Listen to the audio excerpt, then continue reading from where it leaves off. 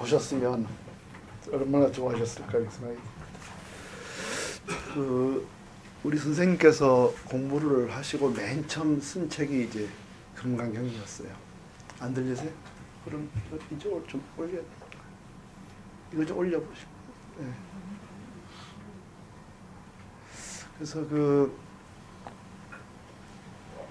이제 무자화들 들고 공부를 하셔서 그거를 좀 올려야 될 텐데, 네, 그거 한번 올려보세요. 더 올려보세요.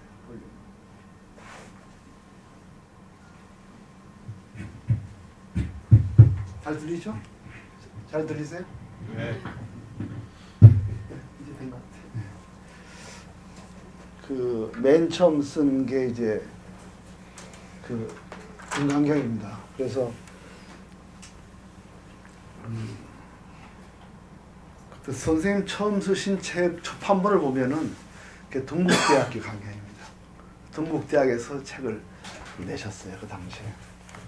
그때 내신 책은 매우 짧지만 선생님의 그 굉장한 그 감흥이 많이 어린 경입니다.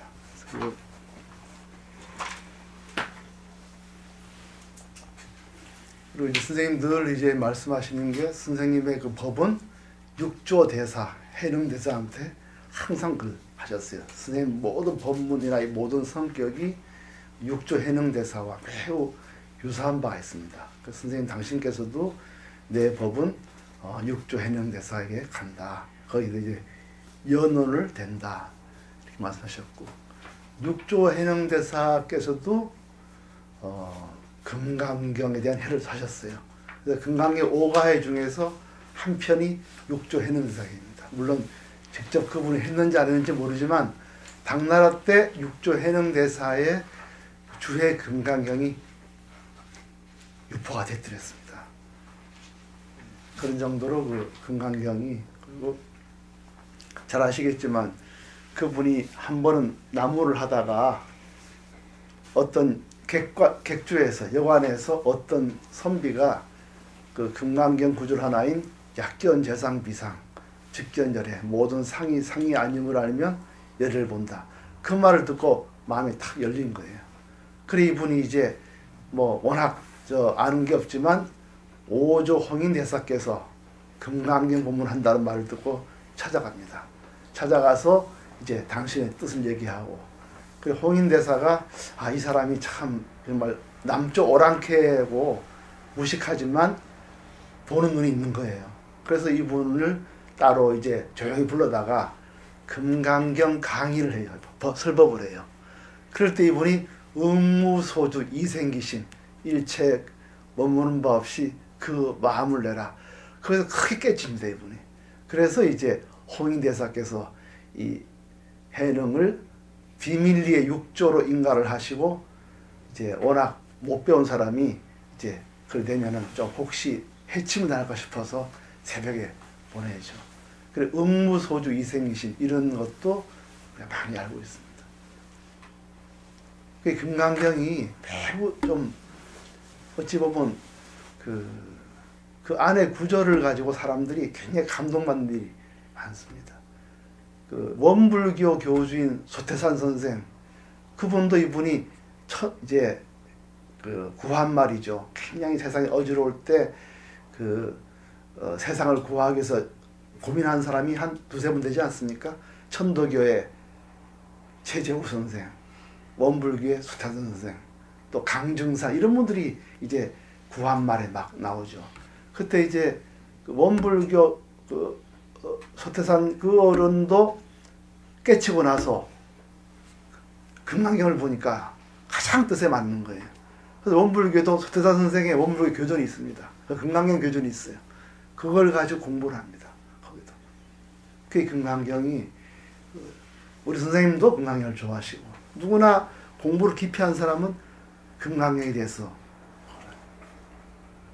박정희 대통령을 죽인 그 김재규 씨도 감옥에서 늘 응무소주 이생기심을 많이 썼다는 겁니다. 그리고 우리 구한말의 깡패로 유명한 임화수란 분도 그 사형당했잖아요. 그 사람도 금강경을 죽기 전에 매일 일체유의법, 여몽환포연, 금강경 맨 마지막 구절을 많이 외웠다 그래요. 굉장히 금강경이 사람들한테 주는 게 많습니다. 저하고 나이 비슷한 영화감독 장선우 감독이라고, 그분도 금강경을 좋아했어요. 그분이 성냥팔이 소녀의 재림이 그걸 영화를 만들었거든요. 그게 90억이 들었어요. 원래 한 20억 들 줄 알았는데 90억 들었는데 한 만 몇 명 보고 그냥 망해버렸습니다.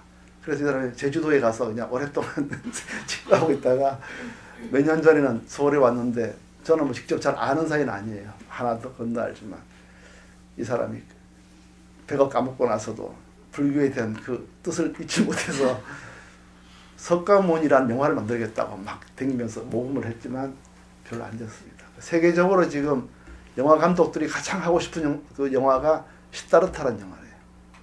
그분이 깨치기 위해 고행한 이 모든 거 굉장한 드라마가 될 수 있는데 돈이 많이 든다 그래요. 어쨌든 이 금강경은 상당히 많은 사람들이 한 구절 듣고도 마음이 열리는 아주 신비한 경입니다.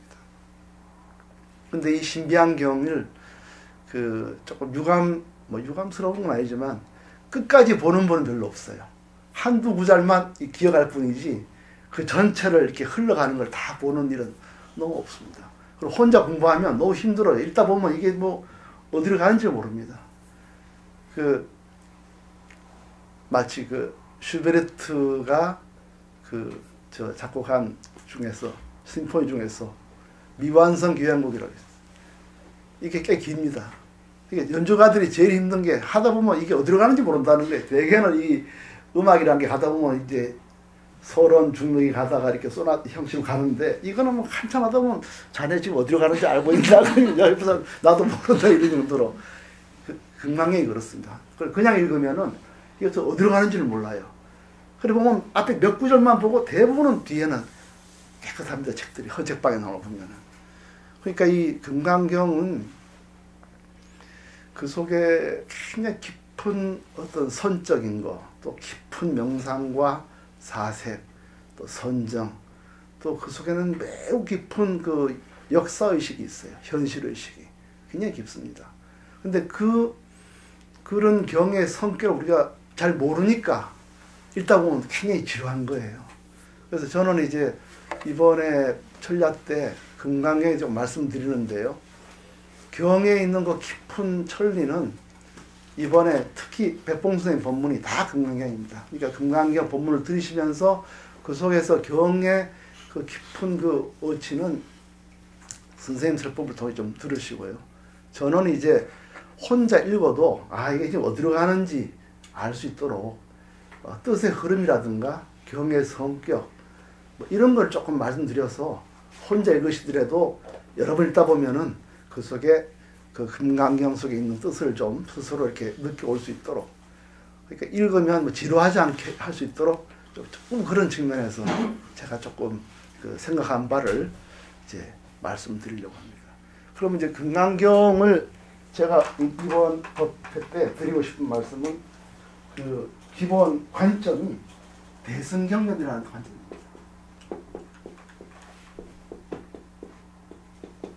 이 관점에서 저는 금강경을 말씀드립니다. 대승경전이라는 관점에서 보는 금강경은 제가 드리는 말씀은 조금 더 구체로 말씀드리면 역사 속 역사적 금강경입니다. 역사적 금강경. 그러니까 이제 우리가 뭐 굳이 이렇게 할 건 없지만 히스토리컬 포인트에서 보는 겁니다. 그러니까 제가 이 그 역사적 관점에서 보겠다는 거는 이렇게 봐야 경 전체가 환히 보여요. 물론 그 속에 있는 심오한 뜻은 이제 우리가 각자 수행하면서도 느끼겠지만, 그러나 그 심오한 뜻 이전에 그 흘러가는, 이게 어디로 가는지 흘러가는 거는 이 경을 역사 속에서 보지 않으면 알 수가 없습니다. 그래서 중국에서 과거에는 이걸 경을 부처님 한 시대에 다 나온 걸 생각을 했어요. 역사를 보지 못했습니다. 그 당시에는. 그러니까 뜻을 해석할 때 막 매우 무리한 해석이 많습니다. 저 나름대로 제가 보니까 이 금강경을 역사 속에서 이해해야 그 심오한 뜻이나 또는 뜻이 매우 단순하게 들어올 수도 있고 또 매우 심하게 들어올 수도 있으면서도 혼돈이 별로 없습니다. 그래서 제가 이번 때는 그 금강경을 조금 그런 측면에서 보려고 합니다. 그러면 제가 드리는 이 말씀 중에서 역사라는 건 뭐냐면요. 금강경이 부처님이 BC 5세기 때 분이거든요. BC 5세기 때. 이때 분입니다. 그래서 돌아가시고 나서 곧 제1차 결집이 이루어지죠. 1차 결집이 이루어지고 아쇼카 왕 때 아마 3차인가요? 결집이 이루어지고 이래서 그 교단이 이제 내려오고 있습니다. 그 교단이 이제 말하자면 이제 전통 교단이죠. 그러니까 그걸 이제 상자부라 그런다 우리가. 그리고 그 교단은 스님들을 뭐라 그러냐면 우리가 성문승이라 그럽니다. 성문. 제가 말씀드렸지만 이 소리성자에 들을문자예요. 들을문자. 그러니까 부처님 말은 다 외워 내려왔습니다. 글씨를 안 하고. 근데 글씨 쓴 거하고 외운 거를 보면 더 정확하고 외운 게 더 정확합니다. 그게 참 희한하죠. 그래서 지금도 외워갖고 내려오거든요. 저 남방에서는. 그러니까 이제 소리로 들어서 자꾸 전하는 걸 우리가 성문승이라고 합니다. 그건 불교의 그 전승의 특정한 성격을 내는 거죠. 그래서 이렇게 한 300~400년 쭉 내려오는데 이 대승경전은 언제쯤 나오냐 하면 BC 1세기에서 AD 1세기 이 정도에서 나왔다 그래요.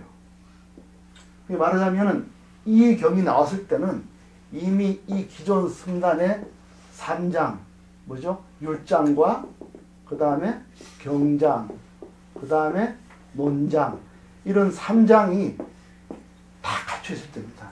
그러니까 한 승단이 한 400년 500년 내려오는 때예요.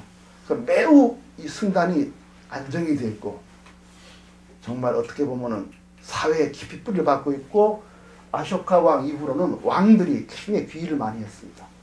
그래서 재산도 많고 뭐 어떤 학설에 의하면은 뭐 승단이 그때는 이미 그 탁발하지 않았다 그래요. 워낙 기증된 땅이 많아서 거기에서 그 소작을 줬단 말도 있고 또 실제는 또 뭐죠 그걸 뭐라 그러죠 이자를 주고 이렇게 뭐 하는 거 있죠 그거 뭐라 합니까? 예, 일종의 그 쌀을 주고 빌려주고 한 거.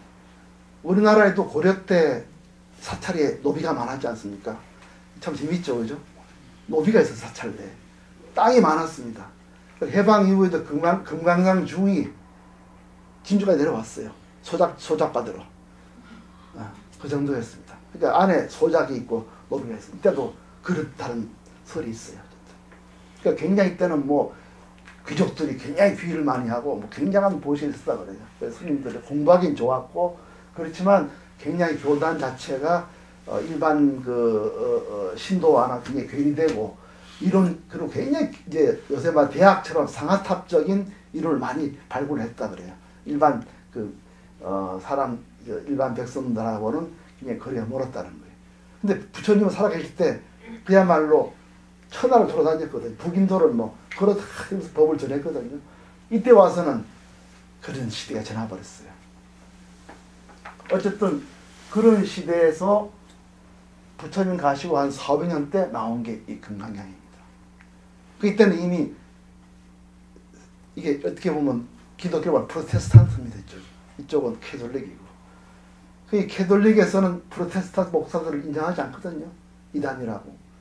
지금 대화하지만 마찬가지입니다. 이 상자부들은 대승불교 별로 대화 안 합니다. 우리나라 스님이 미얀마 가면요 개를 새로 받으라 그럽니다. 대승에서 출가한 스님을 인정하지 않는 거예요. 그 우리나라 스님 가면 새로 개를 받고 새로 시작합니다. 그 얘기 뭐냐 하면 대승 쪽을 별로 이렇게 자기들이 기존 그 멤버의 하나로 보지 않는다 이 말씀이죠. 어쨌든 이때 나오고요. 우리가 지금 읽고 있는 금강경은 구마라집이 번역한 건데요. 이 사람이 번역한 때가 402년입니다.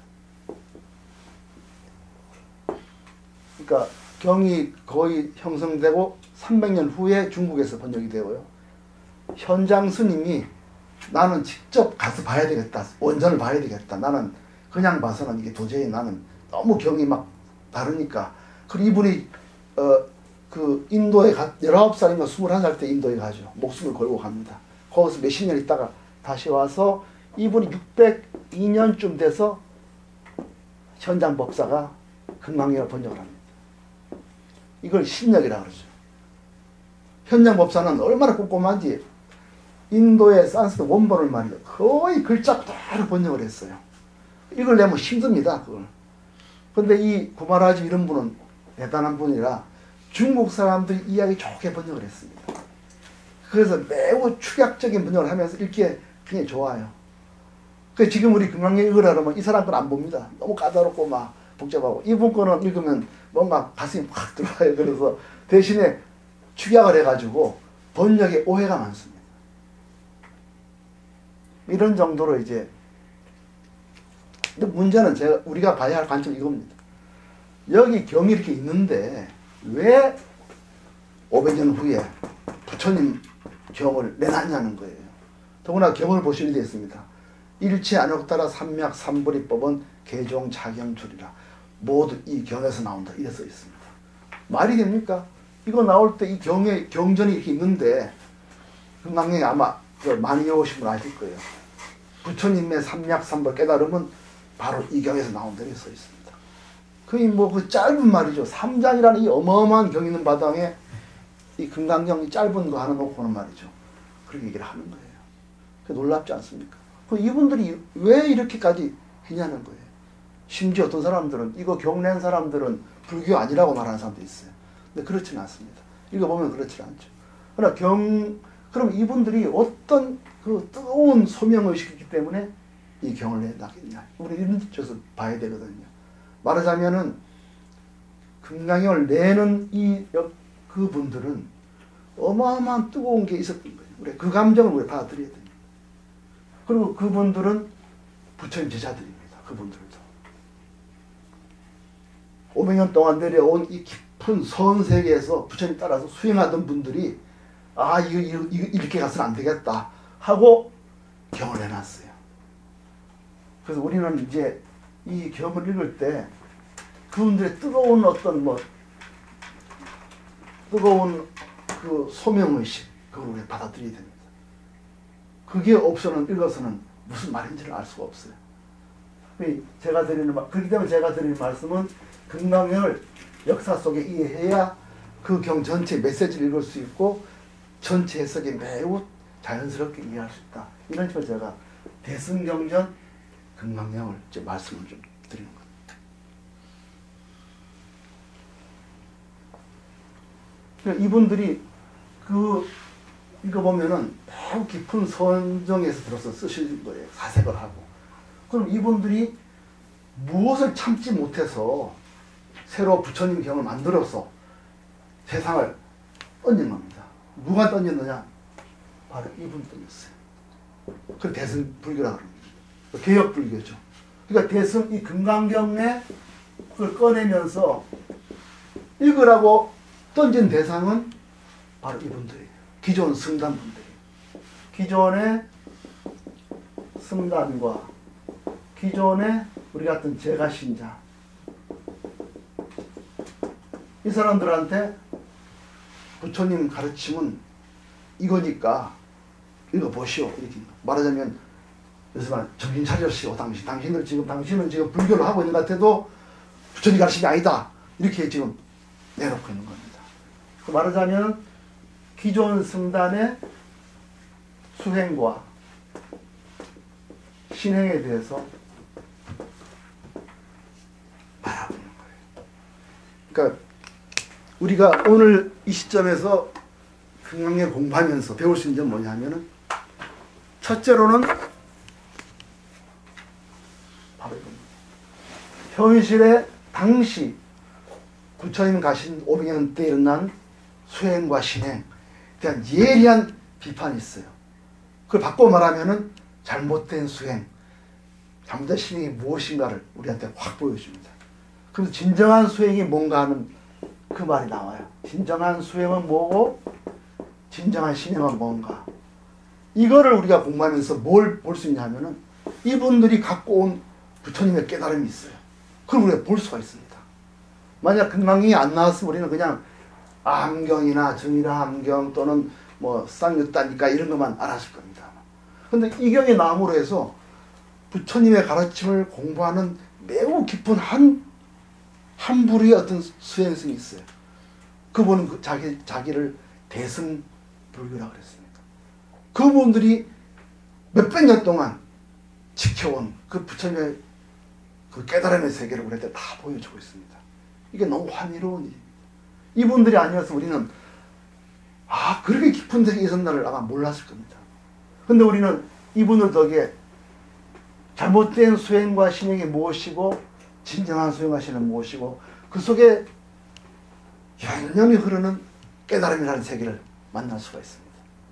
그래서 이 금강경은 우리가 배울 수 있는 것은 매우 심오한 가르침과 잘못된 신행이 무엇인지 종교가 잘못 갈 때는 어떤 길로 가게 되는지 그걸 다 보여주고 있어요. 그게 우리한테는 어마어마한 희열하다고 합니다. 이게 이렇게 수행하면 안 되는구나. 그리고 그렇게 안 되는 이유가 바로 부처님의 깨달음과 법은 바로 이것이구나. 이걸 우리한테 확 보여주세요. 그래서 너무 감동스럽습니다. 이런 입장은 경 제목에 이미 나와 있습니다. 금강경의 제목은요, 인도말로 하면, 저도 뭐 인도말 잘 모릅니다. 그렇지만 보면은 우리가 그 구마라집은 금강경을 금강반야 바라밀경에서 금강반야 바라밀경 이렇게 번역을 했어요. 현장 스님은 602년에 어떻게 번역했냐면은 앞에다가 능단을 붙였습니다. 능단 금강반야 바라밀경. 능단이라는 건 한문으로 능이 자른다는 거예요. 자른다. 능단 금강반야 바라밀경. 이것만 봐도 우리는 이분들의 그 깊은 속, 그 진지한 문제의식, 철한 수행의식, 이걸 우리가 읽을 수가 없습니다.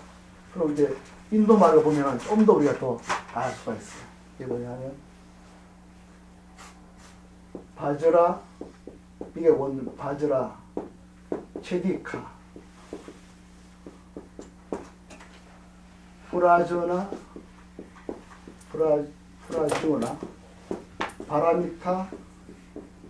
바라미타 수트라.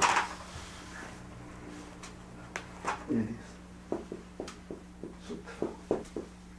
이게 원제목입니다. 바즈라, 체티카, 프라즈나, 바라미타 수트라. 이게 경이에요. 근데 그걸 읽어보면 알 수가 있습니다. 바즈라가 뭐냐 하면은 이게 바즈라라고 해요. 이렇게 생긴 무기입니다. 이렇게 쭉.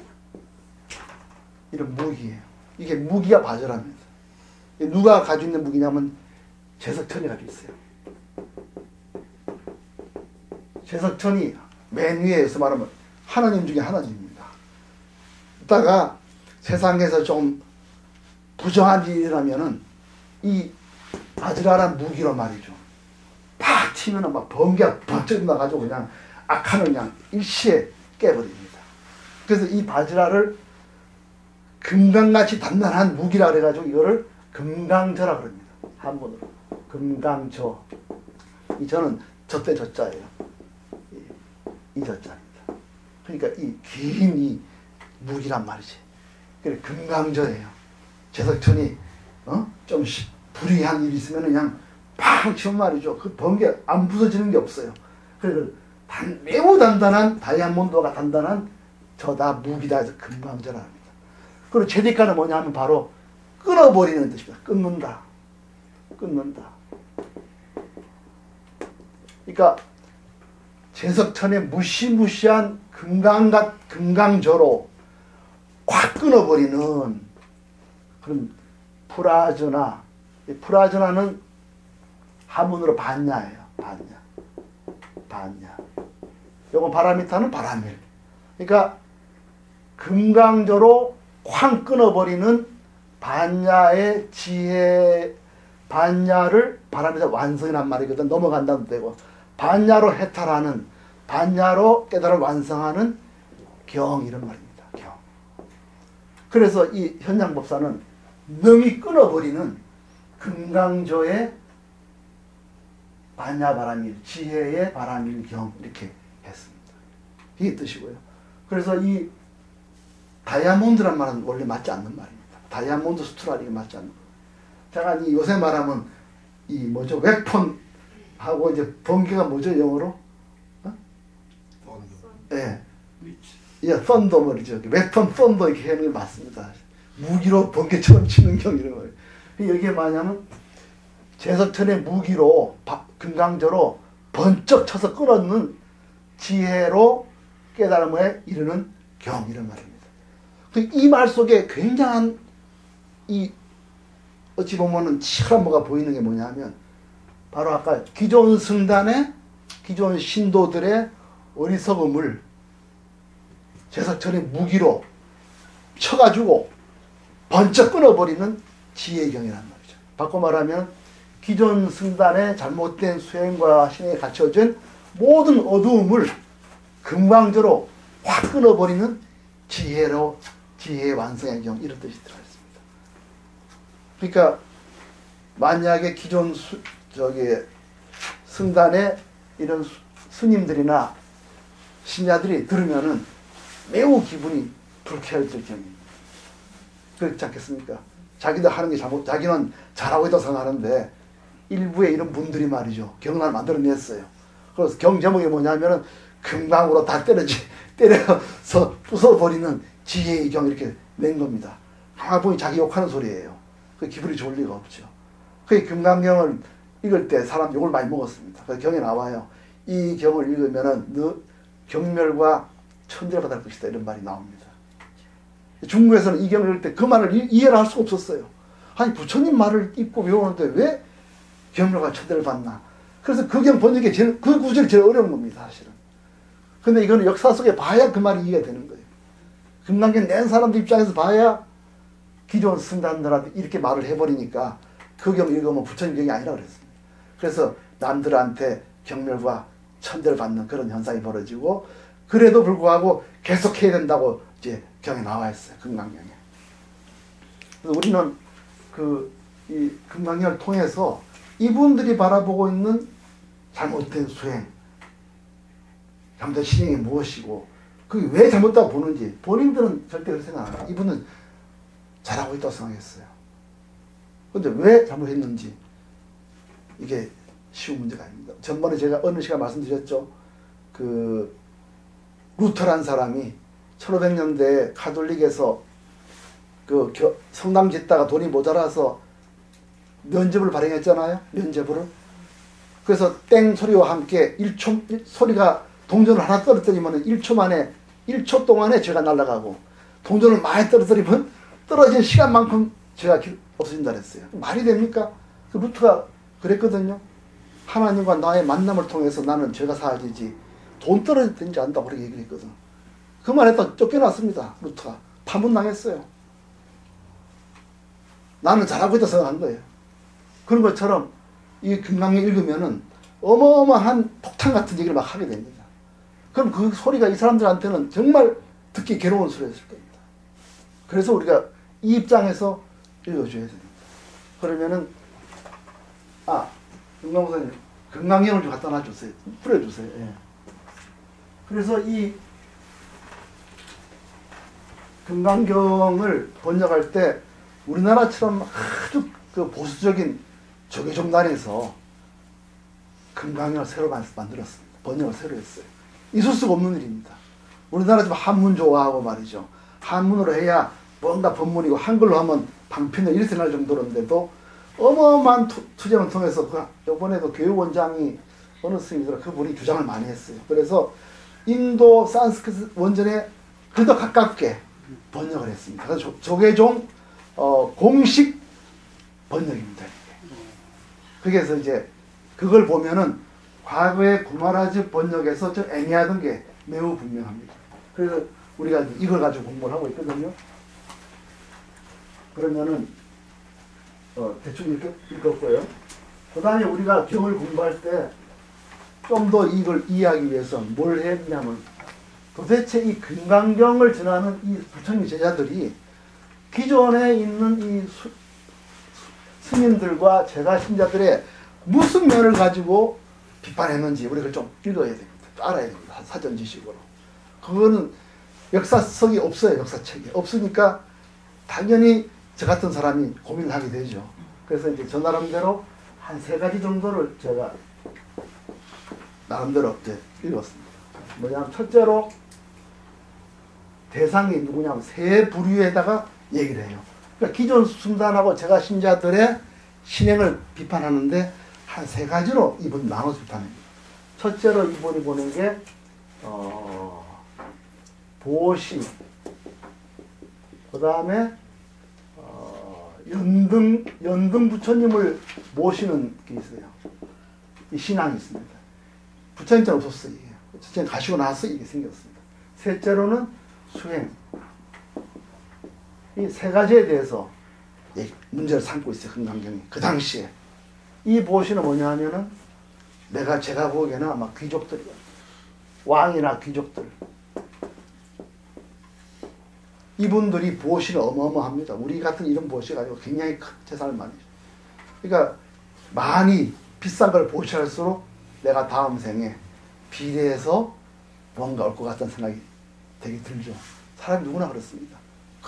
큰 걸 내면 뭔가 자기가 더 들어오고요. 조금 내면 적게 받을 것 같다는 생각이 듭니다. 이런 게 보시.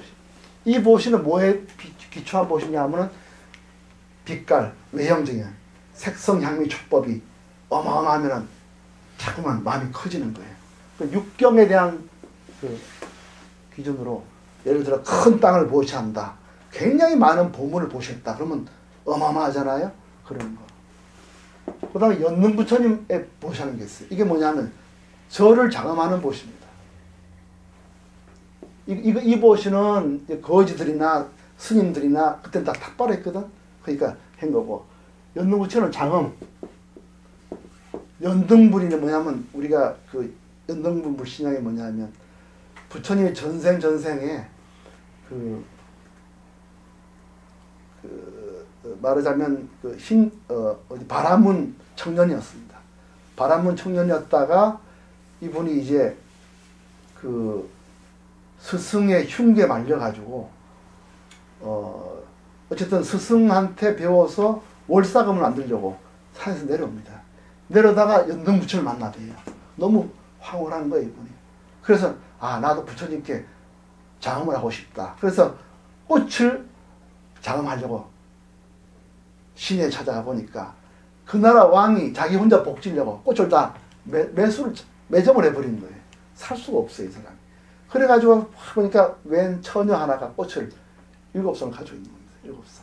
그래서 사정을 해. 나도 복을 좀 지켜야겠다. 그 처녀가 죽긴 죽였는데 대신 내한테 장계를 와라. 그럼 내가 죽이다니. 이 사람이 나는 수행자라 지금 못 주고 장계 갈 수가 없고 다음 생에 내가 장계를 하겠다. 이래서 꽃을 같이 나눠가지고 부처님께 바쳐요.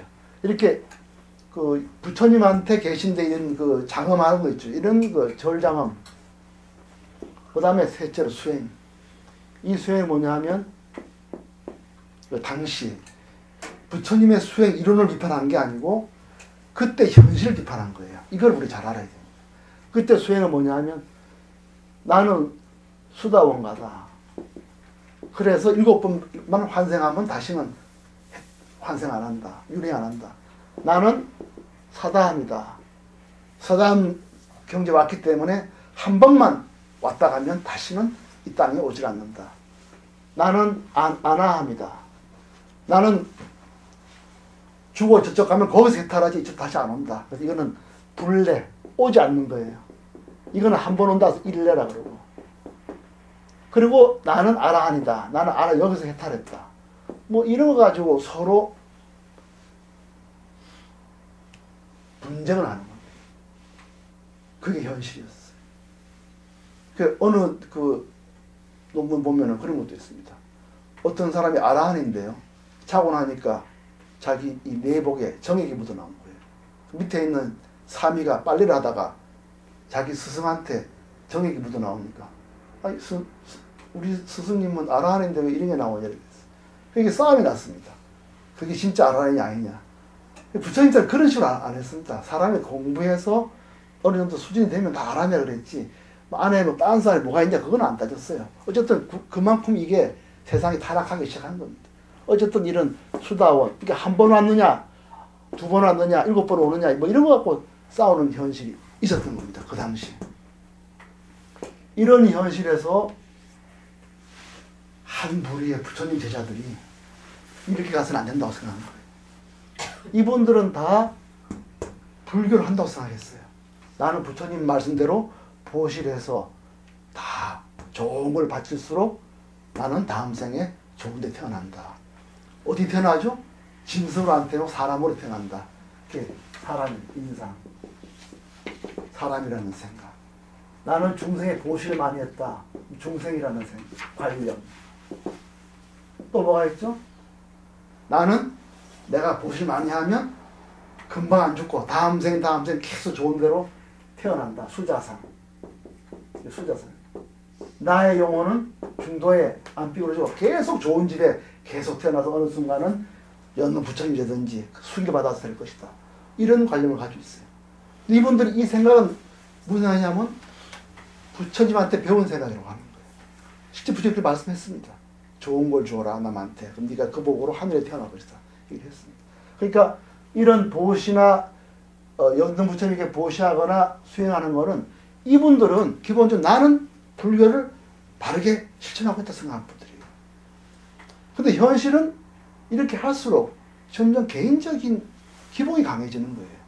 오만해지고 교만해지고 나는 이거 할수록 점점 다른 사람과 달리 나는 특별히 좋은 집에 태어난다. 이런 생각을 하면은 깊이 보면 이거는 해탈된 게 아니에요. 닦으면 닦아서 점점 자기만 이기적으로 되는 거예요. 이거를 이분들이 보시는 겁니다. 이거는 부처님의 가르침을 제대로 안 밝혀놓으면은 잘못된 수행과 실행이 그냥 갈 것이다. 이런 절박한 걸 가지신 분들 같아요. 그래서 경전을 읽어보면은 절박한 게 많습니다. 우리가 이런 그 기본적인 어떤 그 현실을 가지고 읽으면은 이 경이 막 살아서 움직입니다. 그리고 끝까지 읽어도 지루하지 않아요. 근데 그런 거 없이 읽으면은 도대체 이게 뭐 들어가는지 알 수가 없습니다. 그래서 제 생각에는 우리가 이런 입장에서 봐야 된다.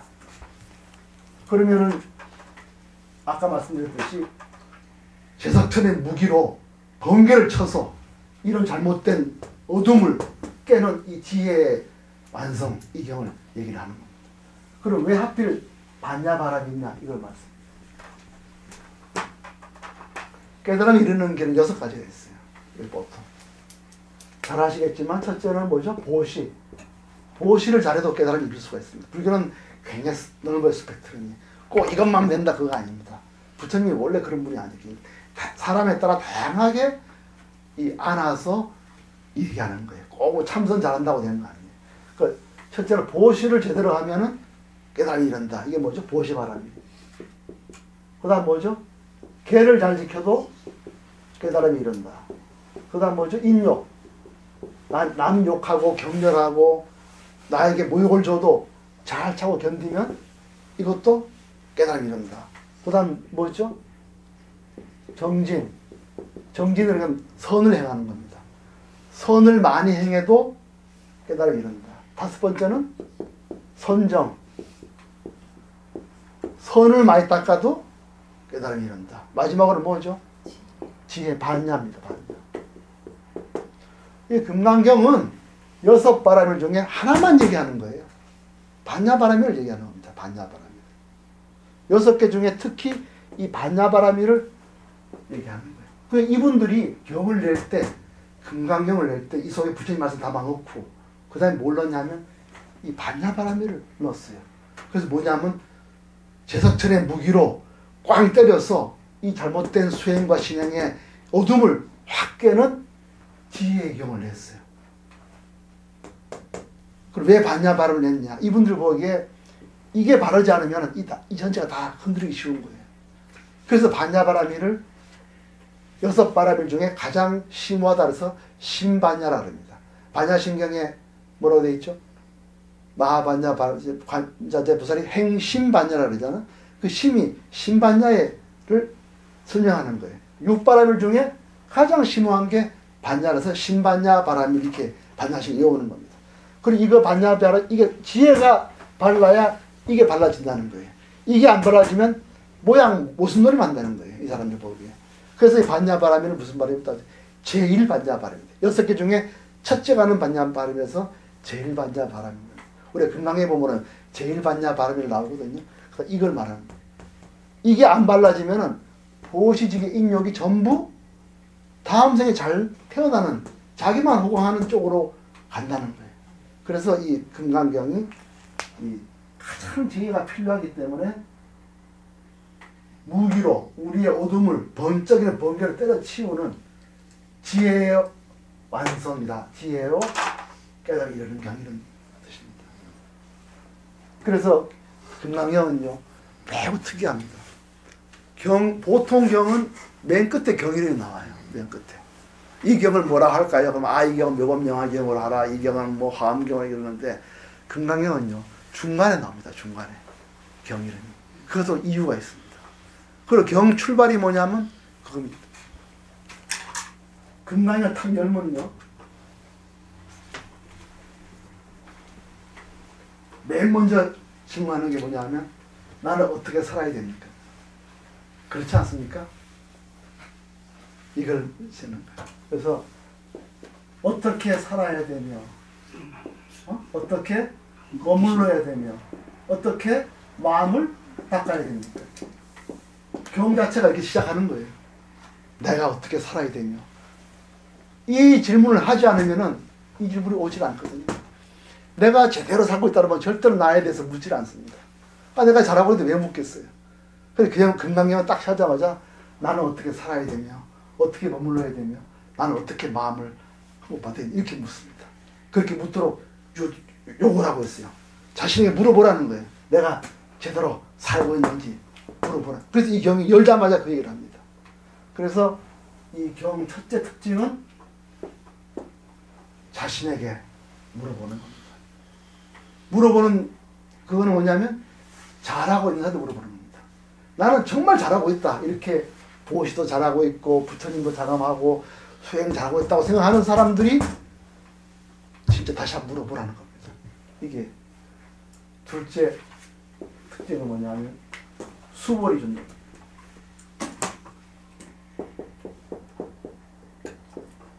이 경은 부처님과 수벌이 사이에 긴 대화예요. 근데 왜 하필 수벌이냐는 거예요. 왜 하필. 이 수벌이라는 사람에서 연구를 좀 해야 됩니다. 수벌이는 나이가 많고 복이 많은 분입니다. 특징 이분은 두 가지 특징을 가지고 있어요. 수벌이 이런 자는 매우 훌륭하신 분입니다. 소리가. 이분이 뭐냐? 첫째로는 아란나. 아란나가 뭐냐면 조용한 집입니다. 조용한 집. 아란나 행자라 그랬어요. 조용한 집에 머무는 분. 그게 뭐냐면 이 가까운 신도들 옆에 사는 게 아니라 저 멀리 외따라서 사는 분이었어요. 그게 아란나. 그러니까 정철 고요한 조용한 곳이란 말. 아란나 인도 말. 그 다음에 뭐냐면은 매우 복이 많은 사람입니다. 보시가 많았어요. 사람들이 수벌이 존재하는 데 찾아가서 보시 이렇게 많이 했어요. 이분이 매우 얼굴이 평화로운 분이었어요. 아란이고 매우 평화로운 분이고 해서 사람들이 그분만 보면은 그냥 뭘 주고 싶은 거예요. 보시하고 싶은 분. 그래서 이분이 보시를 많이 받는 분. 고요한 곳에 계시면서 보시를 많이 받는 분. 유마경에 보시면은 이 수벌이 존재하고 아주 대표적인 사람이 가섭이란 분입니다. 가섭 이분은 말이죠. 어떤 사람이냐면 나는 없는 사람 복짓게 하겠다. 이래서 탁발을 가면은 없는 집만 찾아다니는 거예요. 이 사람은. 그러니까 맨날 배를 쫄쫄보고 다니고 없는 집 가봐야 나올 게 없지 않습니까? 그러니까 배를 쫄쫄보고 다니고 막 옷도 없는 집 가면은 보시고 해줍니까? 그러니까 수벌이 존재하는 늘 옷이 떨어지는 옷이 있고 먹는 것도 영 시원찮았습니다. 하루 부처님이 너무 복이 안 돼가지고 야, 네 바지 벗어라. 내 바지 바꾸자 이랬습니다. 그거는 선종에서 얘기 아니라 이 아함경에 나옵니다. 니까야에. 그래서 부처님 자기 바지 벗어주고 수벌신을 가섭존자 자기 바지 벗어 부처님 줬어요.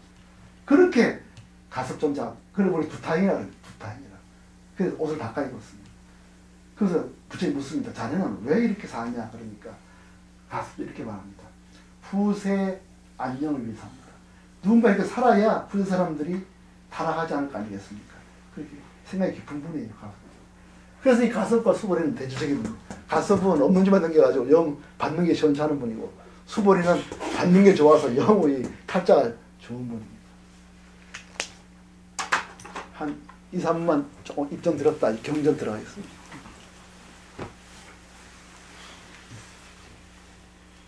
죽부 좀 쳐주시겠어요?